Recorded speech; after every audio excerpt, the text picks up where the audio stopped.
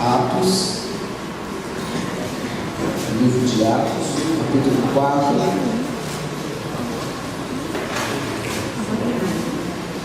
versículo 12.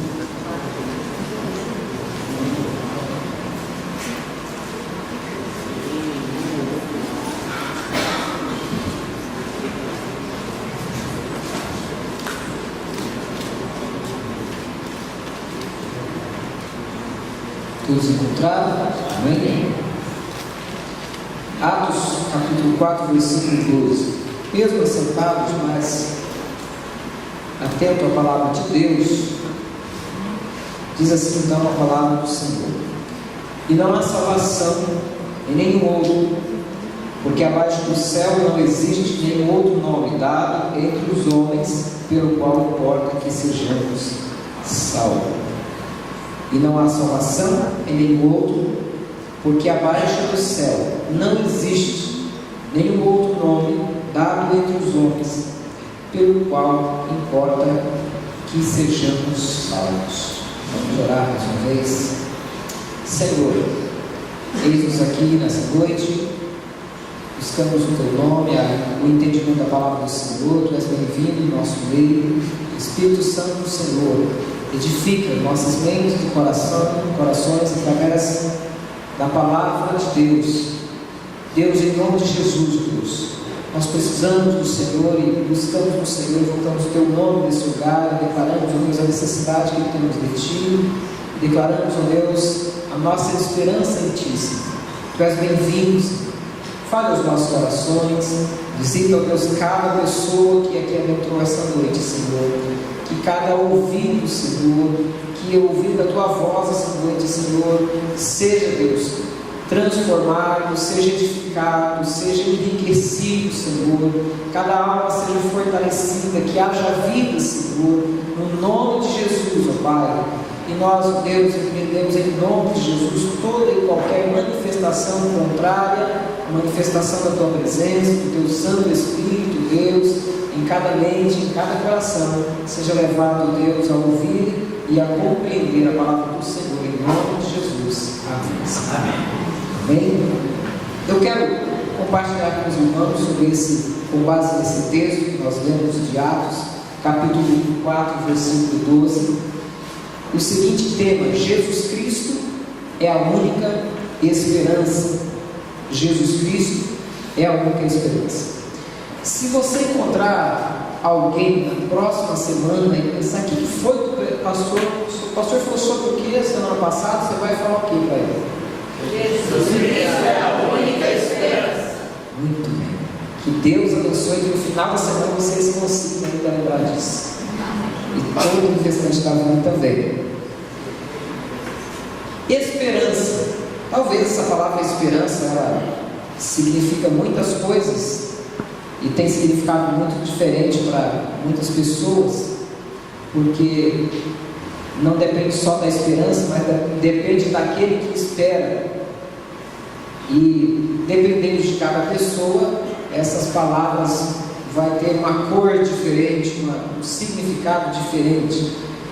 Esperar, de forma geral, é aguardar com certeza aquilo que nós desejamos. Tem a ver com um desejo, com uma vontade.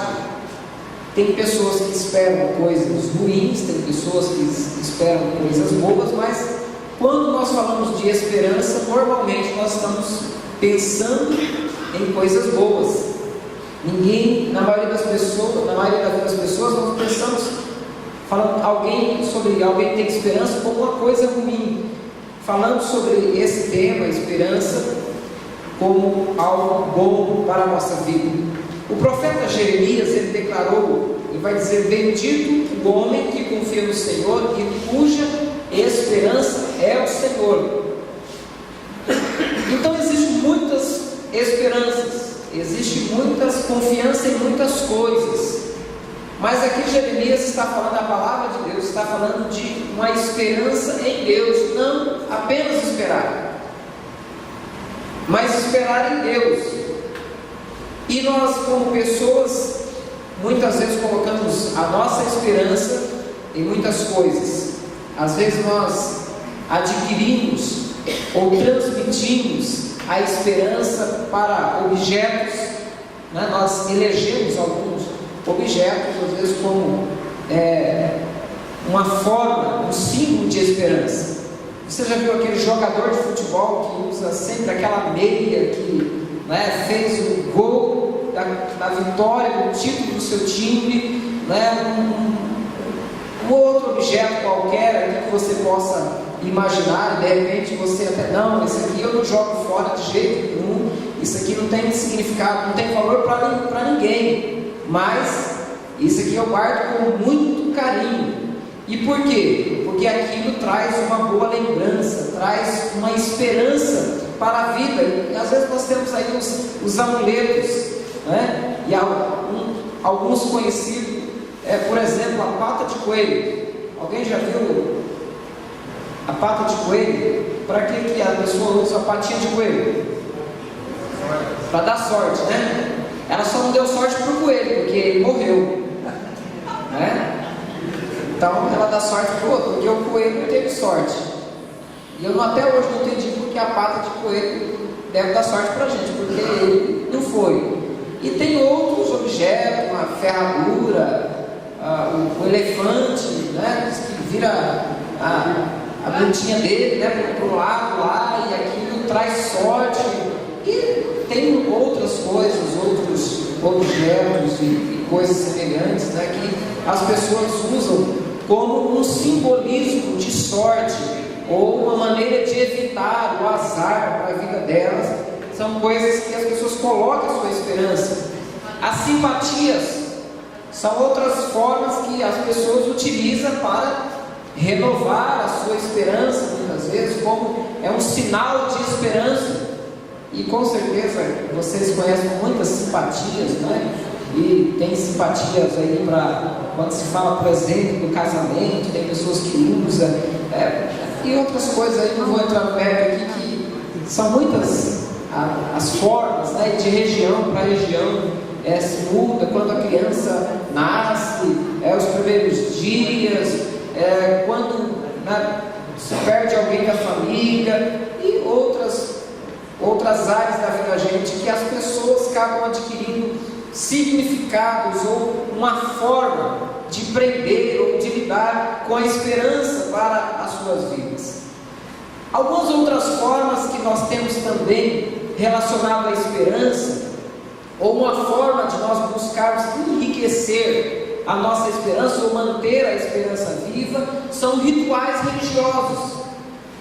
E são muitas as formas. E talvez hoje eu imagino que alguns momentos mais confunde do que esclarece a ideia das pessoas sobre são tantas formas, tanto diz, não, isso aqui é que leva a Deus, não, é desse jeito, não, mas não é bem assim, Deus não estava querendo dizer isso, né? E aí tem uma igreja aqui, outra igreja colar, e vai passando o tempo, e aí, não, eu não estou satisfeito, aquela igreja lá não me satisfez, e aí eu vou procurar outra, aí chega no momento que acaba as igrejas da cidade, e aí sabe o que? Eu já estou bem experiente, já passei por muitas igrejas mesmo, eu vou abrir a minha própria igreja, e aí nós vemos, né, e vai criando, é igual a pessoa, né, que vai trabalhando, diz, o meu sonho é trabalhar e ter o meu próprio negócio, né, eu não quero ser mandado por ninguém, e aí descobre depois que ele nunca vai deixar de ser mandado por alguém, sempre vai ter autoridade. Se nós não aprendermos a lidar com esse princípio de autoridade sobre a vida da gente, né, não é o fato, a ideia, ou essa falsa ideia de que a gente não vai ser mandado por ninguém, que eu vou ser dono da minha própria vida, que de fato isso não existe. Então são muitas coisas, muitos rituais, muitas formas, muitos aprendizados que nós adquirimos ao longo da nossa vida, que tem a ver com a esperança. Lucas, quando ele escreve o livro de Atos, ele diz em quem deve estar a nossa esperança e por que deve estar a nossa esperança. E ele vai resumir, e eu quero deixar isso bem claro para você. Se você passar por essa vida e não souber que quanto você vai ganhar na sua vida, se os seus negócios vão ser os melhores negócios, se você vai chegar no final da sua vida bem feliz, se você não vai entender quem é Deus, se você não entender esse negócio de religião, se no final das contas você não entender nem a sua mulher, nem o seu marido, e nem as crianças, e nem o mundo, e nem as pessoas, uma coisa você precisa saber: que Jesus Cristo é o único caminho que leva a Deus, é a única esperança estabelecida o relacionamento estabelecido entre Deus e o homem, chama-se Jesus Cristo. Você não precisa entender o Apocalipse, você não precisa concordar ou discordar de toda a Bíblia. Tem umas coisas na Bíblia que é meio complicada. Você não precisa achar que a Bíblia é fácil ou difícil. Você não precisa entender, saber por que a Bíblia não fala da vida de Jesus depois dos 12 anos até os tantos anos. Você não precisa saber um monte de coisa. Talvez não vai fazer muita diferença, se não seja tão importante para a sua vida. Mas uma coisa você precisa saber: que Jesus Cristo é o único caminho que conduz o homem a Deus. Mas eu não sei por que as pessoas querem sempre procurar e construir os seus próprios caminhos. Não é por falta, às vezes, de saber isso. Quantos de nós já ouvimos isso? Quantas pessoas já ouviram falar de Jesus Cristo? Quantas pessoas dizem, confessam crer em Deus, mas elas não satisfazem com o fato, com a revelação de Deus para a vida do ser humano, que é um caminho, que existe um caminho, que foi construído entre Deus e o homem, de aproximação entre Deus e o homem, que chama Jesus Cristo. E a partir daí, as pessoas querem construir o seu próprio caminho em direção a Deus. Então Jesus Cristo é a única esperança. Mas esperança para quê? E o texto vai dizer: e não há salvação em nenhum outro, porque abaixo do céu não existe. Você está sendo claro esse texto para você? Não há salvação em nenhum outro, porque abaixo do céu não existe nenhum outro nome dado entre os homens pelo qual importa que sejamos salvos. Às vezes eu fico me perguntando se realmente as pessoas não entendem a palavra de Deus ou não querem entender. Você já teve a experiência de explicar alguma coisa para uma determinada pessoa que ela não quer entender? Você sabe que a pessoa entendeu. Você já entendeu o que ela entendeu. Ela já entendeu o que entendeu, mas faz de conta que não entendeu porque ela não quer entender. E ela não quer demonstrar que entendeu, porque ela não quer lidar com aquela situação, com aquele fato. Então Jesus Cristo é a única esperança. E são muitas as áreas e muitos os temas relacionados ao ser humano, à nossa vida, que está centralizada, que está baseada na esperança do ser humano em Jesus Cristo. Mas um desses fatores que eu tenho observado, e a gente ficou observando a televisão, a sociedade, e ouvimos as pessoas, e conversamos com Deus sobre essas coisas, um desses fatores que tem sido preocupante na vida das pessoas são os fatores de opressão na vida das pessoas.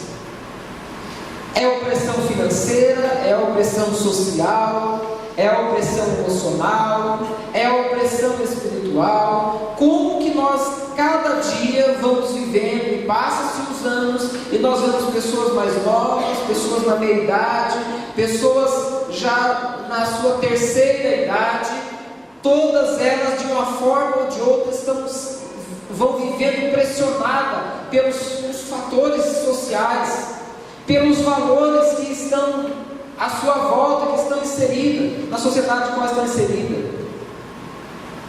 São alguns dizendo: não, faça isso, isso é certo, dizendo: não, isso não é certo, não, e aí dá vontade de fazer isso, não dá vontade de fazer aquilo, e de repente aquilo que dá vontade de fazer não é certo fazer, é aquilo que não dá vontade de fazer, parece que é o melhor caminho.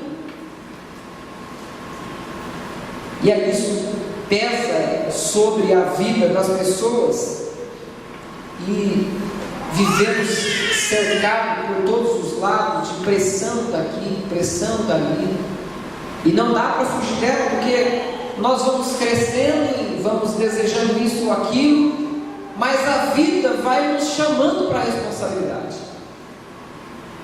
E chega uma certa idade na vida que alguns fatores de responsabilidade não é mais se você quer ou não. Você é obrigado a ser responsável. Você é responsabilizado pela própria lei, pelas pessoas, pela sociedade em que você vive, pela família onde você vive. Então não depende se eu não quero ser responsável. Você é obrigado, você é considerado responsável. Agora, se você agir com irresponsabilidade, você vai pagar um preço por isso, mesmo que você não quis, não desejou ser responsável. E como muitas vezes na vida a gente dá vontade de ser responsável, aquele horário que você tem que cumprir um compromisso, um horário, aquele dia que você tem que cumprir um compromisso, um determinado horário, mas você não está com a mínima vontade de fazer aquilo, você não tem desejo, você não está com disposição, mas existe uma responsabilidade a ser cumprida. Então a vida nos chama para essa responsabilidade. E quanto mais nós vamos vivendo, e passa-se o tempo, e quanto mais nós vamos afundando na vida, vamos submergindo nela, é como se você estivesse no oceano e mergulhando cada vez mais, e quanto mais fundo você mergulhar, quanto mais tempo passar, maior será a pressão sobre a sua vida. Eu não sei quantos de vocês já tiveram essa experiência de mergulhar de uma altura, uma metragem profunda, mas quanto mais fundo você mergulha, maior é a pressão. Daqui a pouco os seus tímpanos começam a doer, parece que alguém está apertando os seus tímpanos, porque a pressão da água. Você já teve um relógio? Eu tenho um relógio que está escrito assim, 50 metros. Eu não sei se alguém vai mergulhar 50 metros, né? Mas o relógio está escrito a 50 metros, está significando que a prova d'água é 50 metros, que até 50, que ele aguenta, que ele suporta a pressão até 50 metros. E depois você mergulhar 50 metros, a indústria que o fabricou não é responsável, porque ela diz que a pressão daquele relógio suporta até 50 metros.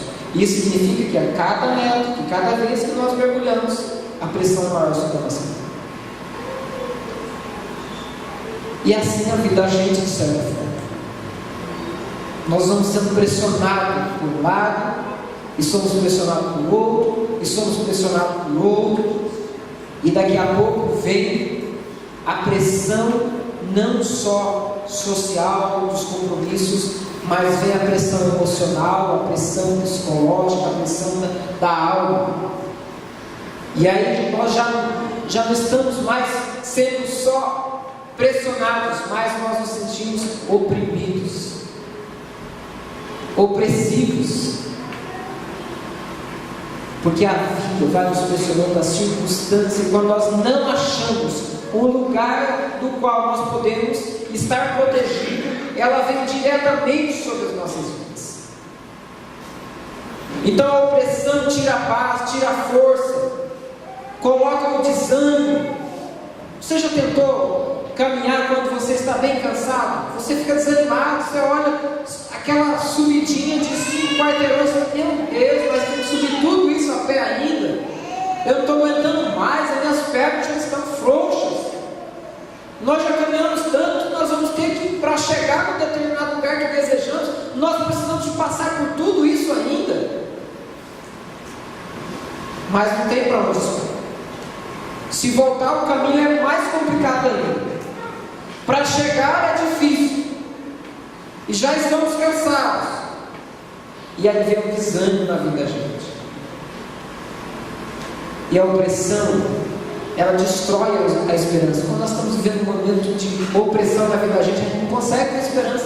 A gente não consegue ver futuro, a gente não consegue confiar, nem em nós mesmos, nem nas outras pessoas. Não conseguimos confiar em Deus.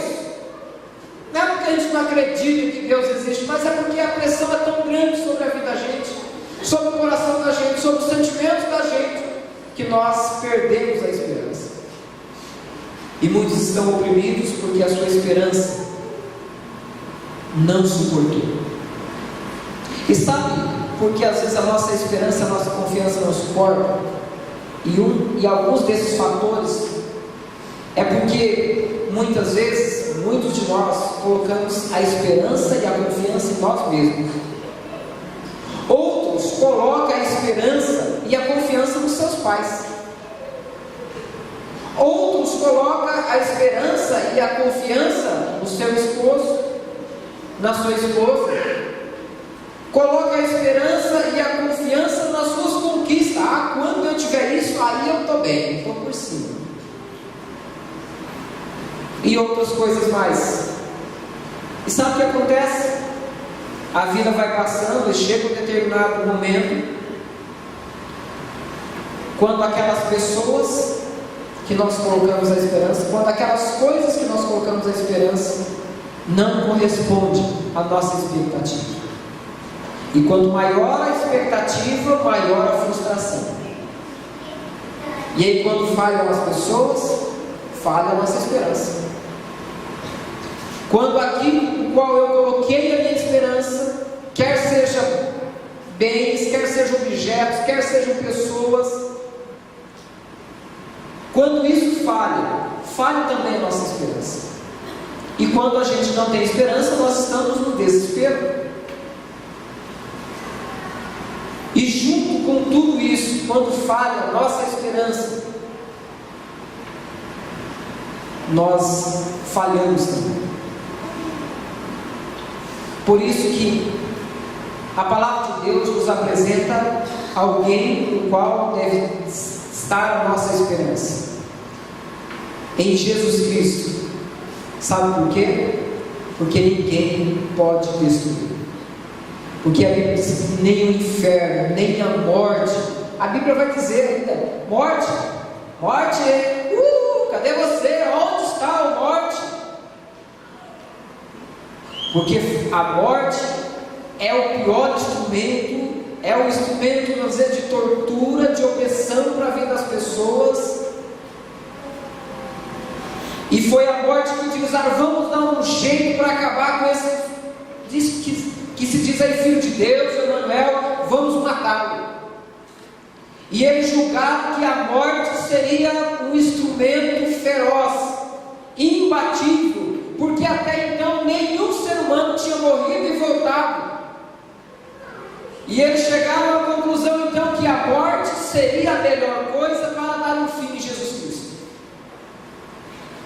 Julgaram, sentença, morte, porque aí vai acabar com esse homem de uma vez por todas. Mas o que eles não criam era naquilo que a palavra de Deus estava dizendo, que aquele verdadeiramente, e vai dizer isso depois, quando Jesus morre, e há relâmpagos e trovões. E o que se diz a palavra de Deus? Verdadeiramente esse é o Filho de Deus. Imagina a vida daqueles que julgaram Jesus quando constataram que verdadeiramente aquilo é o Filho de Deus. E por isso a palavra vai dizer depois: morte, onde está a morte? Cadê a sua vitória? Não é você que coloca medo em todo mundo, que coloca pavor na vida dos seres humanos, dos mortais, e até a morte é uma coisa terrível, assombrosa na vida das pessoas. Mas a morte, aquela que seria a pior coisa, derrota para a vida de alguém, ela foi vencida. E nem o inferno, porque diz que as portas do inferno não prevalecem contra Deus, contra a igreja de Deus, contra o povo de Deus, contra aqueles que estão em Deus. Por isso, quando a nossa esperança está em Deus, em Jesus Cristo, ela não vai desfalecer. Quando nós perdemos a esperança, quando nós decepcionamos na vida, é porque de uma forma ou de outra nós colocamos a nossa esperança na outra pessoa. Mas quem acredita em Deus faz isso? Claro que faz. Mas eu não sei o que Deus está querendo querendo comigo, porque eu tenho buscado tanto a Deus. Olha, mas será que nós buscamos tanto a Deus sim, a tal ponto de não pôr a esperança e a expectativa em outra pessoa? Não, nós falhamos. E nós vamos aprendendo e aprendendo, e erramos aqui, e aprendendo, e nós estamos sempre aprendendo. Mas sempre a causa de nosso desespero é porque nós colocamos a nossa esperança em alguém ou em algo que foi falível, que é falível, que falhou. E são nesses momentos que a nossa esperança falha também. E aí vem o quê? Quando falta a esperança, o desespero está lá batendo na porta. E ele bate lá, ele bate cá, e eu empurro, e eu puxo a porta, ele puxa para lá, que o desespero é desesperado, né? Por isso que é desespero. E aí nós vivemos no desespero. E normalmente no desespero a gente fala sobre as coisas mais importantes, mas nas piores horas da vida. Coisas que deviam ser tratadas, trabalhadas, faladas. Aí a gente deixa para a hora do desespero, porque a gente quer mostrar alguma força ainda. E aí nós erramos de novo e colocamos a nossa última gota de esperança em alguma atitude nossa. Não, eu vou acertar agora. E aí no desespero diz, não, agora, mas eu vou tentar e eu vou acertar dessa vez. E novamente, sem perceber, nós estamos colocando a esperança em quem? Em nós mesmos. Agora eu vou acertar. Por isso que muitas vezes quando nós falamos, eu não vou errar, eu preciso acertar, meu Deus, tem que acertar, será que é a letra B, será que é a C? Na B. Aí você fala, nossa, eu quase marquei assim, não é que estava certo. E aí é a hora que não resolve as coisas. Mas Jesus conhece tão bem o ser humano que diz, eu vou ficar olhando para ele, porque é a hora que eu não conseguir mais, eu vou ajudar. Aí Jesus, olha, vinde a mim, todos vocês que estão cansados de carregar as suas pesadas cargas, os fardos que vocês estão colocando sobre a vida de vocês mesmos, e eu vou dar descanso para a vida de vocês. Descanso. Não é folga, é descanso. Sabe quando a pessoa diz, eu queria tanto ter um dia de folga? Não sei se você já passou por isso, se você já descobriu isso, que folga não significa descanso. A Bíblia está falando de descanso. Não está falando de lazer também, está falando de descanso. Eu queria ter um dia de lazer. Não é lazer, não é folga, é descanso. É isso que o salmista diz lá no Salmos 37, descansa em quem? No Senhor. Aí a pessoa vê, descansa no Senhor, a pessoa diz, eu estou precisando mesmo de umas férias. Não, também, mas não é só de férias, está precisando descansar de Deus. A sua alma está precisando de descanso. Não significa que se você ficar sem fazer nada das suas atividades do dia a dia, você vai descansar. Há o risco de você ficar mais perturbado e oprimido ainda se você estiver sem fazer nada. E nós constatamos isso quando alguém diz, eu preciso preencher minha cabeça com alguma coisa. Eu preciso fazer alguma coisa para preencher minha cabeça. Então é descanso. Não é um lazer, não é uma folga, não é umas férias, é descansar. E nós podemos trabalhar descansando hoje. Nós podemos caminhar carregando o fardo de Deus, descansando em Deus, em paz com Deus. E sabe quando nós vivemos a vida sem descanso de Deus? É quando nós acordamos, a primeira coisa que nós fazemos, nós já amaldiçoamos aquele dia. A gente já xinga, trabalho, isso, aquilo, que porcaria de celular, já despertou, que droga, tem que ir para a escola, tem que ir para o trabalho, tem que fazer isso, tem que fazer aquilo. Mas a Bíblia diz que a alegria que vem de Deus é a nossa força. Então, glória a Deus, estou com sono hoje, mas eu tenho trabalho. Glória a Deus, porque eu estou com vontade de ficar em casa, está chovendo, mas eu tenho guarda-chuva. Glória a Deus, está muito frio hoje, mas Deus me deu uma noite inteirinha, um cobertor, quentinho. Tem gente que não teve isso. Obrigado, Senhor. Glória a Deus, que eu tenho que aquela prova hoje, mas é sinal que eu tenho inteligência, eu estou estudando, tenho condições de superar isso. Graças a Deus que a gente tem conta para pagar, porque sinal que Deus deu crédito para você, não sei se você cuida bem, mas Deus deu, não é? Então você vai pagar. Eu tenho documento do carro para pagar, já venceu essa droga. Então fica sem casa, não pediu um carro para Deus? Então tem lá para pagar o imposto. Você não quer? É um estresse para você? Então anda a pé. E assim nós vamos vivendo, e nós deixamos de aprender, ter a esperança em Jesus Cristo, trocar com Ele e viver com o que Ele nos dá, porque muitas vezes nós não estamos satisfeitos com o que Ele nos dá.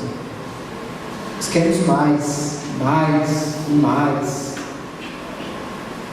Não sei se você já parou para pensar que a maioria de nós temos muito mais do que o que a gente necessita para sobreviver, para viver em paz. Então Jesus Cristo é a única esperança, porque Ele é a esperança para os que vivem oprimidos. Jesus Cristo é a única esperança para a sua alma, para o seu espírito. Você já viu uma criancinha quando nasce? Quem já viu um recém-nascido aqui? A maioria já viu um recém-nascido. Como que é a mão de uma criancinha quando nasce?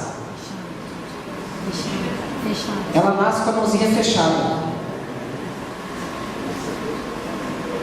Então nós nascemos com a mão fechada e morremos com a mão aberta, porque a gente vai viver tentando catar tudo que a gente vê pela frente. Isso é meu, e aí ela começa a crescer e diz, é meu, não é as palavras de criança? Aí eu pego o menino e diz, chora, não é meu, tudo é meu, me dá. Se me dá, eu choro. E desde criança nós vamos tentando, eu quero isso, eu quero. Provérbio vai dizer que a sanguessuga tem 2 filhas, né? Como que ela chama? Dá. Me dá. Só sabe falar sanguessuga, as filhas da sanguessuga só sabe falar isso. Me dá. Ah, mas eu quero. Mas os tempos mudaram. Nós evoluímos, graças a Deus. E agora a gente não fala mais me dá. Você já foi liberto disso, né? Nós evoluímos. Agora é eu preciso. Eu necessito. Nós evoluímos. O ser humano é inteligente, graças a Deus. Mas nós vamos caminhando pela vida e vamos tentando pegar isso e aquilo, agarrar tudo que a vida, que passa pelos nossos olhos nessa vida. E aí nós vamos ficando cansados, daqui a pouco a gente não sabe por que a gente está tão cansado assim. Por que será que a gente fica cansado da vida? Porque a gente queria isso, a gente queria aquilo, queria outro. Fulano tem, eu também quero. Eu também quero. Não, bicho, não, eu quero. Não, eu vou estar fora, não, eu quero.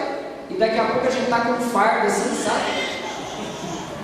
Andando parecendo um camelo lida bem. Né? Pior. E aí a gente não sabe porque, não sei o que está acontecendo na minha vida. Eu ando tão cansado, olha, eu estou de fardo cheio.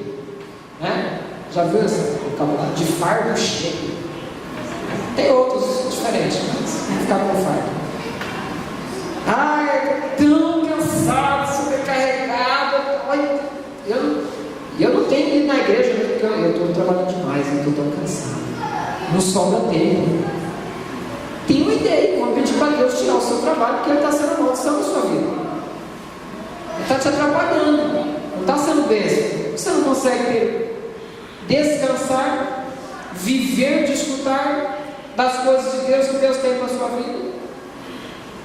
Então tem pessoas que relacionam com Deus como que isso é uma obrigação. Eu já voltei uns dias aí, preciso acertar. Tem pessoa que vive a vida como obrigação. Essa vida, Deus me livre. Nossa, pior que ela está morrendo. Não é um prazer viver, é uma obrigação. É uma coisa terrível viver. Então a gente precisa descansar em Deus. E a nossa alma não descansará até que ela descanse em Deus. Então Jesus Cristo é a única esperança para os oprimidos. Jesus Cristo é a única esperança para a sua alma. Não tem nada que satisfará as necessidades da sua alma a não ser Deus. A sua alma não descansará até que descanse em Deus.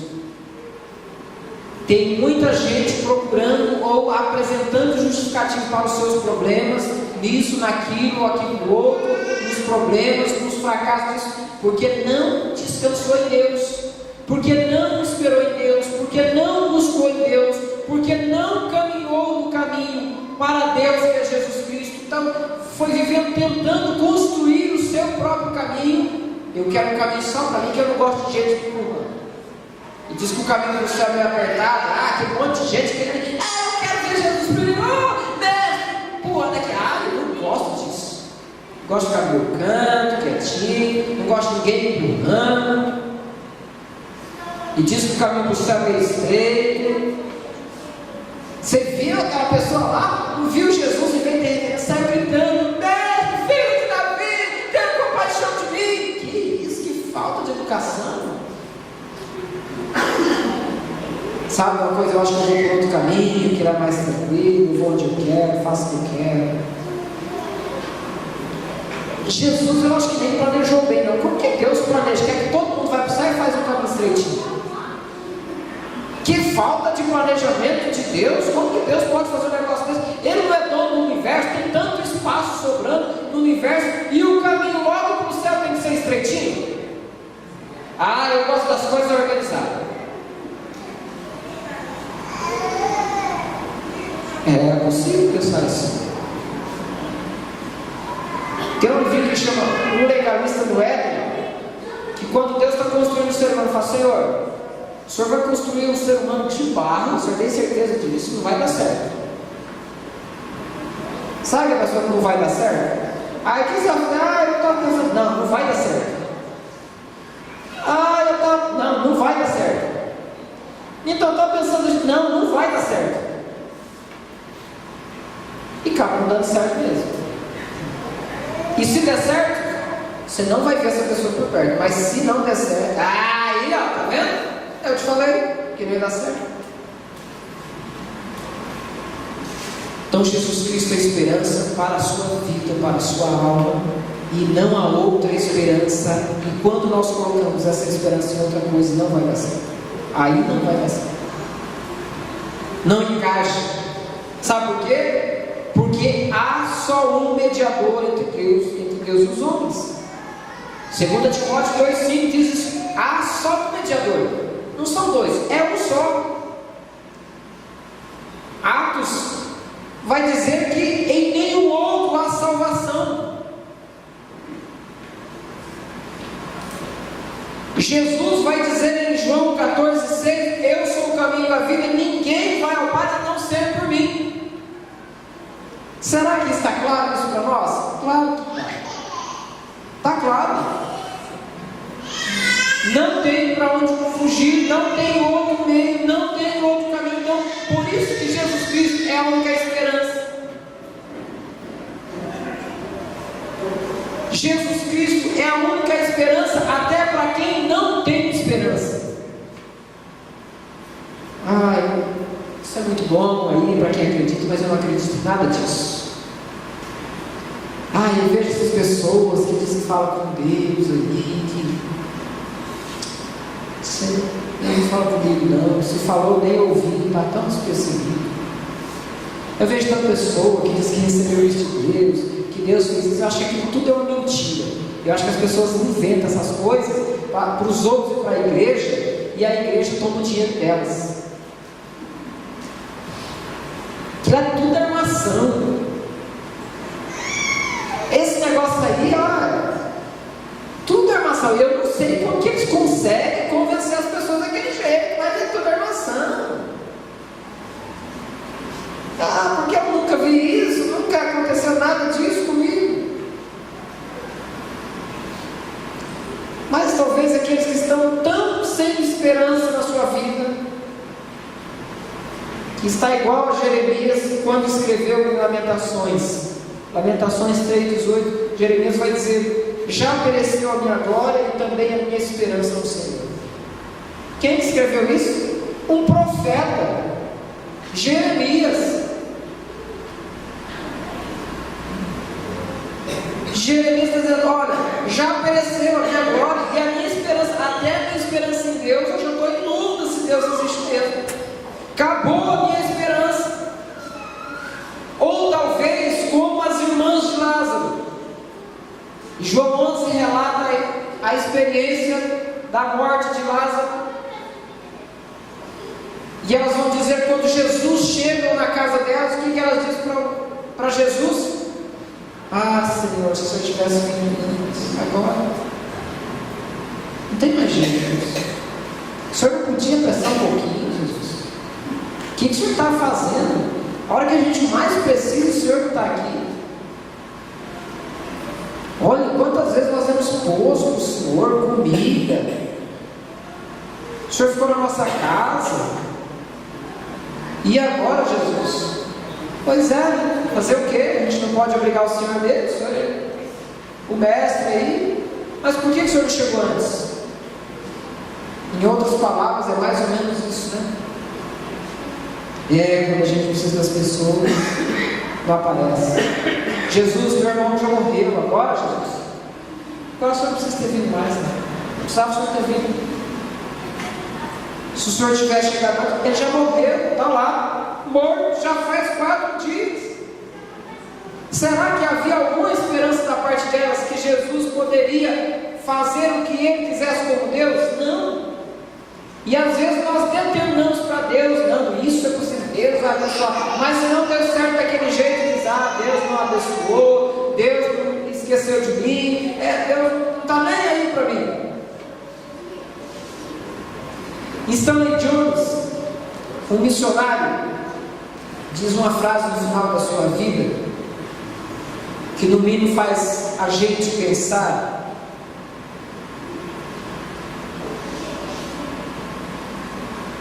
E ele diz o seguinte: eu não preciso de muletas para a minha fé, pois é ela que me sustenta.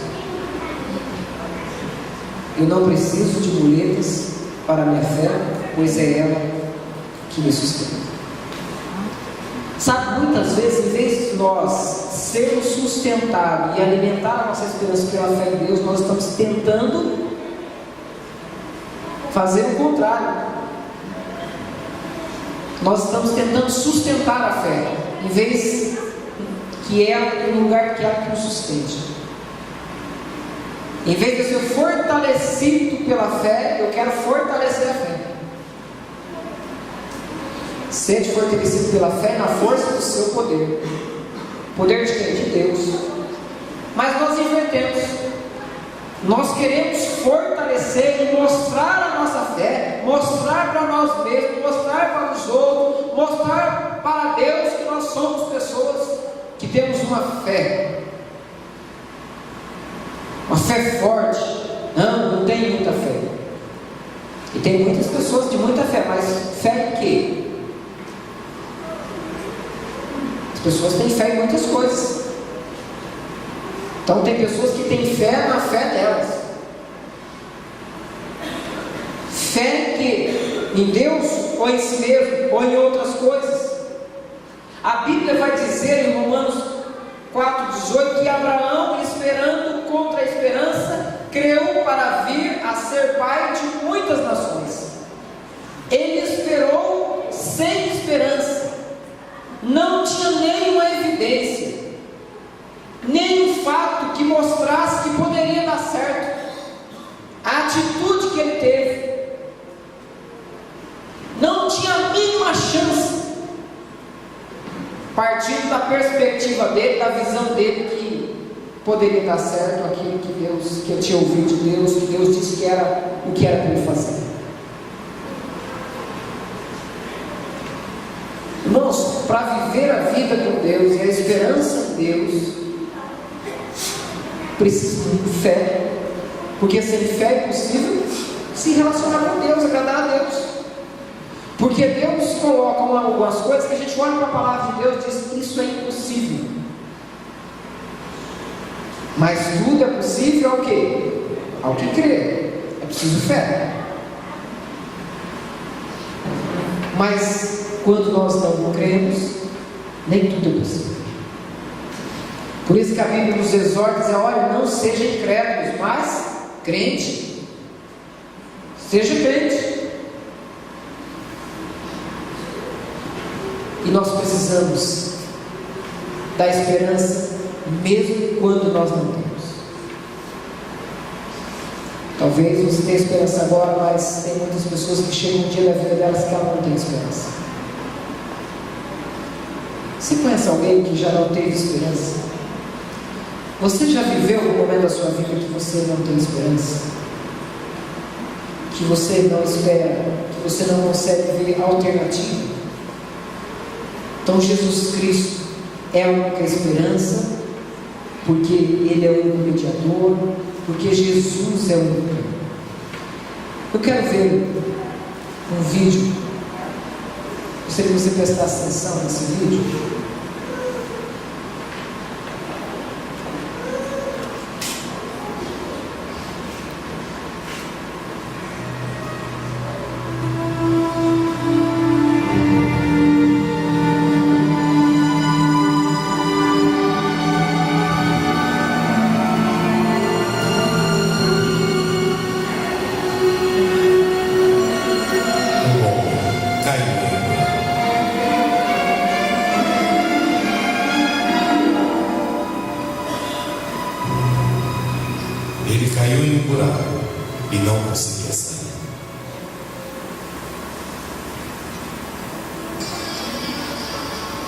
O viajante passou perto. Ele disse ao homem que meditasse a fim de purificar sua mente. Assim, quando ele atingisse o nirvana, todo o seu sofrimento ia cessar. O homem fez o que o viajante lhe disse, mas permaneceu no buraco. Outro homem apareceu. Ele explicou que o buraco não existia e que o homem também não era real. Tudo era uma ilusão. Mas o homem que não existia ainda estava preso no buraco que não era real. Outro visitante chegou. Ele instruiu o homem a fazer boas obras para levar seu carro, e ainda que ele morresse no buraco, ela poderia reencarnar em algo melhor em sua próxima. Outro homem olhou do alto do buraco. Ele ensinou aquele que estava no buraco a orar 5 vezes por dia, voltado para o leste, a seguir 5 importantes mandamentos. Se ele fosse fiel um dia, talvez o divino o libertaria. O homem orou o melhor que podia, mas estava perdendo suas forças. E no buraco ele permaneceu.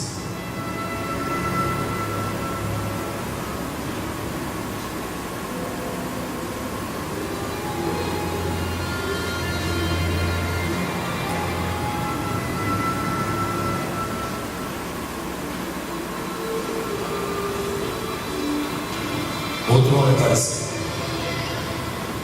Havia algo diferente nele. Ele chamou o homem no buraco e perguntou-lhe se ele queria se libertar.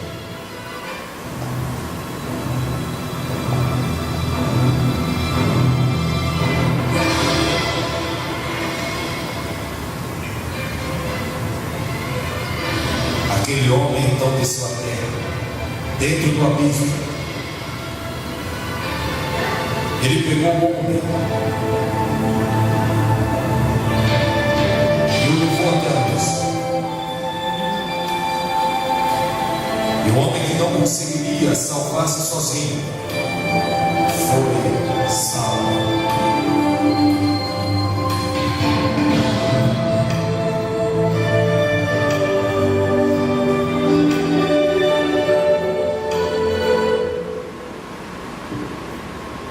Isso foi o que Jesus fez por você.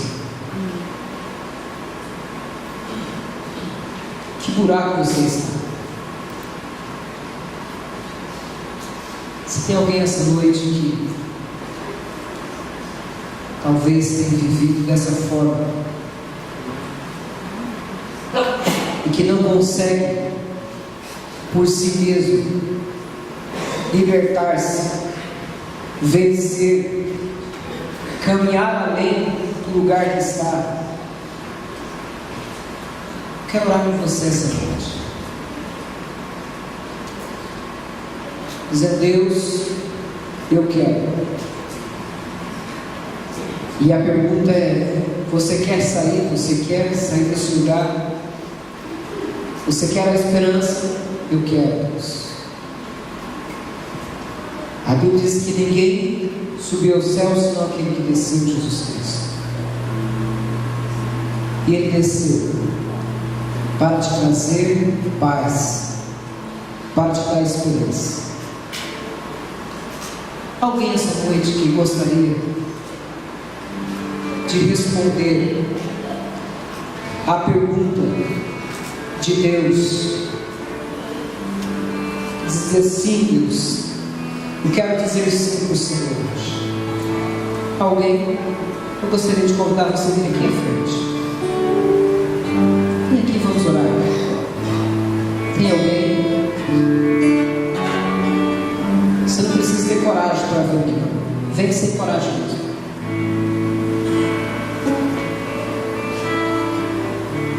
Não, é você mesmo. Vem, vamos orar. Está tudo bem? Todo mundo? Está tudo em paz na sua vida? Você tem coragem para tantas coisas? Você diz sim para tantas coisas?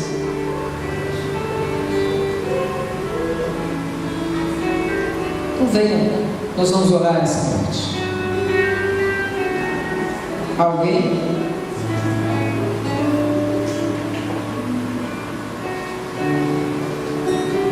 Quero convidar você a vir aqui à frente. Vir aqui à frente, nós vamos orar. Feche teus olhos. Você que está bem, em paz com Deus, cheio de esperança, seja no seu lugar orando na vida dessas pessoas. Diz: Deus, eu quero, Senhor, eu necessito, Senhor. Vamos orar. Deus, em nome de Jesus, Pai, nessa noite, Deus, nós estamos aqui reunidos nesse lugar, ó Deus, e clamamos ao Senhor. Senhor, o Senhor que é a esperança da nossa salvação, a esperança da nossa vida, Senhor. Não há outro caminho, Senhor, não há outro meio, Deus, não há outro mediador, Senhor.